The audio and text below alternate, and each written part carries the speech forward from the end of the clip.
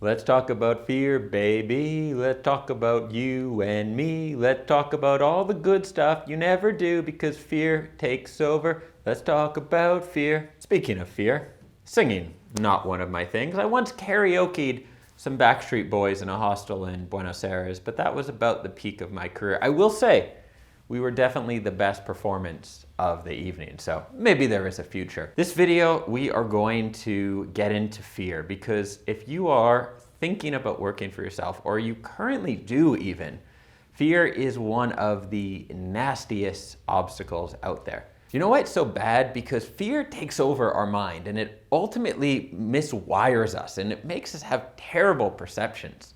It really, really does.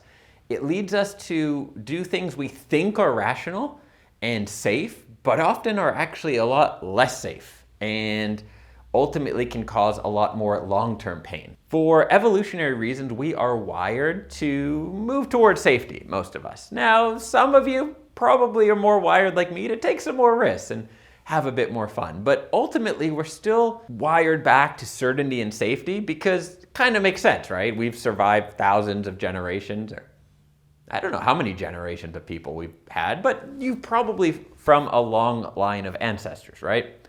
So it makes sense that those who kind of played it safe, especially historically, were the ones who survived. And those who were like, hey, I'm gonna go talk to this saber-toothed tiger because honestly, I think it's a nice guy. And yeah, occasionally he gets mad, but I'm gonna go talk to him, right? Those people probably didn't survive quite as often and weren't there to reproduce. So we end up wired for safety and certainty and all this. So whether it's finally deciding to start something of your own, or whether it's taking your existing business and taking it to that next level, saying, you know what, I'm gonna invest in a team, I'm gonna invest in doing things right, and actually growing this into something really significant and special, something that represents the real value I have to give to the world. Whichever upgrade you're looking at doing, there is going to be fear. That is completely natural. In fact, Maslow says that whenever we're looking at moving to a new stage in life, it's natural to feel fear and to avoid it because we're leaving something comfortable and familiar and moving into the unknown. But ultimately, we need courage and support to move forward and move to these next levels if we want to self-actualize and if we want to really become the best version of ourselves. So learning how to acknowledge fear, to feel it, to accept it, and then look it in the face and act despite the fear, that is going to serve you for your entire life. And I want to share with you one approach that has served me extremely well in making changes and moving to the next level or next stage of my life relatively smoothly in most cases. Now, at this point, I could get into topics around self-belief and confidence because they are definitely related to fear and taking action. The more we believe in ourselves, the more we have sort of a universal confidence of being able to tackle the unknown, the easier it is to jump into new situations. So learning to build that confidence, and that's something that I can help you with in other videos. It's beyond the scope of this one. But learning to build your confidence and belief in yourself, specifically around more of what I call a universal confidence. So we can have specific confidence, like you get really good at your job, or you happen to be a great kayaker. So when you're in the kayak, you have all this confidence. But then when you walk into a karaoke bar in Argentina, you're like, this is not something I'm comfortable with, right? So we have specific confidence we develop around situations we're familiar with. And then there's this universal confidence dealing with the unknown that can be really helpful to develop. And just a quick tip on that, I can't help myself, I gotta give you something on it, is honestly having some kind of a mantra you say to yourself and just going through self-talk can really help with this. You may not know this, but actually my first 3 books were on confidence. And through that, I've coached some really exceptional individuals around confidence and self-belief. And self-talk and honestly saying things over and over to yourself, as simple as it sounds, can be really helpful. So saying something to yourself like, whatever happens, I know I have the ability to handle it. Or I don't care what happens, I'm going to step up and figure it out and make it work. Or my all-time favorite example of this in this clip here, I mean, that is universal confidence, where you think no matter what happens, I am going to make it happen. So developing more of a universal confidence can be really helpful. But that takes time, and one of the things that actually helps us develop our confidence is taking action and doing things, because our confidence is based a lot on our unconscious perception of ourselves. This is, in my mind, where the unconscious is. It's just hanging out around here. So the unconscious is looking at how we behave and how we act and adjusting our self-image based on that. It sounds weird, but it is what it is, right? So if you act really brave for a couple weeks or a couple months, suddenly you're going to find that you feel braver and you have more confidence. If you act like a really good person, you help the grandma cross the street, you pick up litter that wasn't yours, your unconscious is looking at this and being like, I didn't think I was this good of a person. I guess I am. And it will actually change your self-image and your beliefs about yourself, and that ultimately makes you feel more confident. This works really well. So, one approach to conquering fear and building your confidence all in one is to make one big decision that forces you to move forward. I've done this many times in my life. I'll give you a couple examples of it. One was buying a plane ticket to Costa Rica. I knew I wanted to start on this dream of mine of living in 5 countries before I turned 30. I knew if I talked to a lot of people about it, I would get talked out of it. You don't have enough money. What about your business? What if it doesn't work when you're gone? And blah, blah, blah. So I bought the ticket, and I'm a cheap enough person that if I buy a non-refundable ticket, I'm taking that flight, absolutely, right? So I bought the one-way ticket. And once I did that, things kind of fell into place.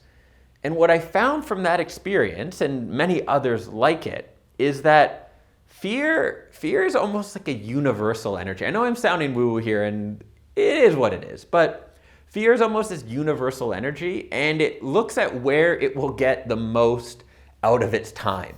So when you make a decision, like when I buy a one-way ticket to Costa Rica, fear is like, this doesn't seem like a good investment to try to talk Dan out of this, because he's bought the ticket, he's going to Costa Rica, like let's go scare some kids about the ozone layer or something. I don't know. Let's invest our fear elsewhere. And I found that whenever I make a clear decision, fear gets out of the way. It's like, okay, this is done. And this even happens with people. Maybe people are the embodiment of fear sometimes. So with this example of Costa Rica, I very consciously waited to tell my parents until the week before I went.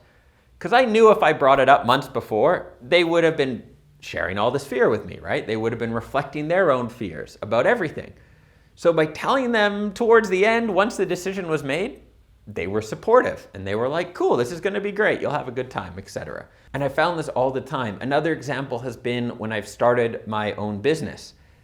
If you go to friends or family and you say, hey, I'm thinking about maybe quitting my job and starting this thing, people are going to share fear with you most of the time. Some people not.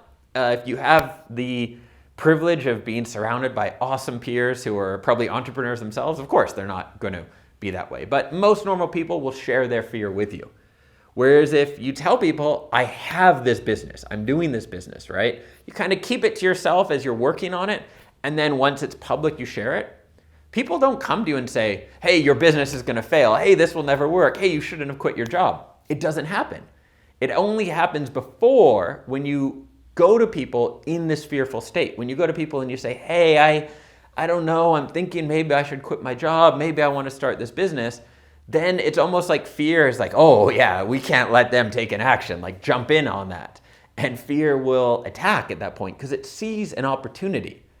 But when you make a big decision and you commit to something, fear is like, I'm out, I'm done, I'm wasting my time here, this is already done, why would I bother?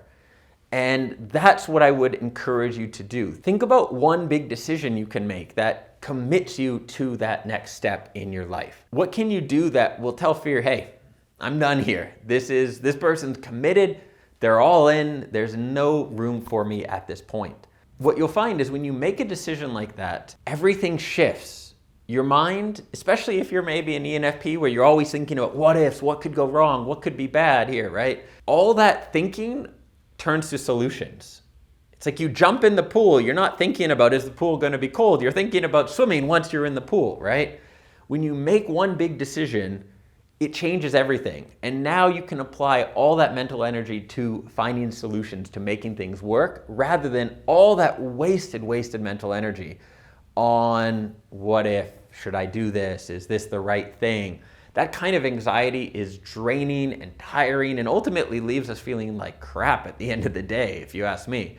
Whereas the energy you'll have once you commit to something is a very powerful energy of decision, of problem solving, of future-oriented action. And when you're working in that space, you will find a way to make things work. And then ultimately, your relationship with fear, your relationship with yourself, and your confidence and your beliefs about what you're capable of will start to shift. If you find yourself on the edge where you're not quite able to see what that one action could be, because fear will distort our perceptions and crush our brainstorming ability, or you know what that action is you need to take, but as you get closer and closer, the fear is growing because it senses it's on its way out. So it's always going to be the worst, the closest you get to actually banishing fear from your life. If you find you're in that spot and you want to talk to someone to help, have a little nudge over the edge or help you figure out what that one decision is that you need to make and that action ultimately that you need to then take, I am doing free consultation calls. I almost never do these. If you've been following for a while, you probably know that. I'm doing free consultation calls this Thursday, Friday, Saturday, and Tuesday. These are 20-minute calls one-on-one with me where we can talk through some of this stuff. Only book one if you really are ready to take action and move to that next level of your life. If fear is strong, that's okay. Fear is something we can deal with very easily together, but you need to ultimately be ready to take action and move forward. See you in the next video.